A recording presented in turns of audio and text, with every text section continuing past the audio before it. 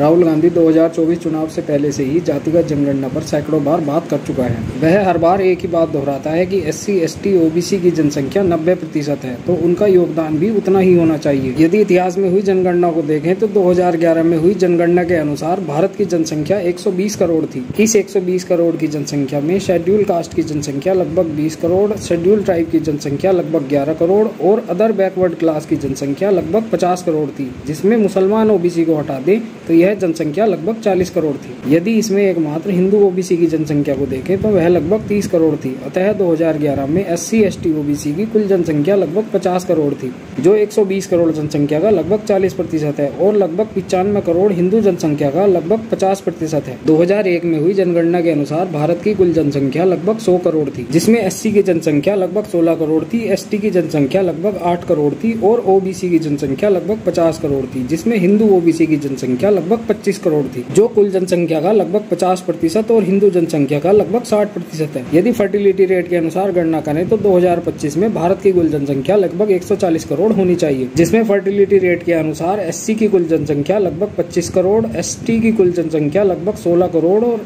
OBC की कुल जनसंख्या लगभग 70 करोड़ होनी चाहिए, जिसमें यदि हिंदू OBC की जनसंख्या को देखें तो वह लगभग 40 करोड़ होगी, जो कुल जनसंख्या का लगभग 55% और लगभग 115 करोड़ हिंदू जनसंख्या का लगभग 65% होगा। इन आंकड़ों में 2011 से SC, ST, OBC में बढ़ाई गई जातियों के अनुसार भी गणना में बहुत अधिक बदलाव नहीं होगा। मूलतः राहुल गांधी के जातिगत जनगणना का एकमात्र उद्देश्य जातियों में बटे हिंदुओं को और बांटना है, अन्यथा वह केवल हिंदुओं की जातियां ही क्यों पूछता है। जातिगत भेदभाव तो मुसलमानों में भी है। अपने स्टार प्रचारक राहुल गांधी के प्रपंचों में फंसकर भाजपा भी उसी राह पर चल चुकी है, जो भाजपा बटोगे तो कटोगे जैसे वाक्यों से सत्ता प्राप्त करती है। यदि भाजपा ऐसा करती है और इसी प्रकार के आंकड़े आते हैं तो राहुल गांधी उसे भी नकार देगा, क्योंकि वह पहले ही 90% का आंकड़ा दे चुका है और उसके समर्थकों का बौद्धिक स्तर देखते हुए उनके लिए यह मानना कठिन नहीं है। जो व्यक्ति राहुल गांधी में भारत का भविष्य देखता है उसका बौद्धिक स्तर कैसा होगा यह आप अनुमान लगा सकते हैं।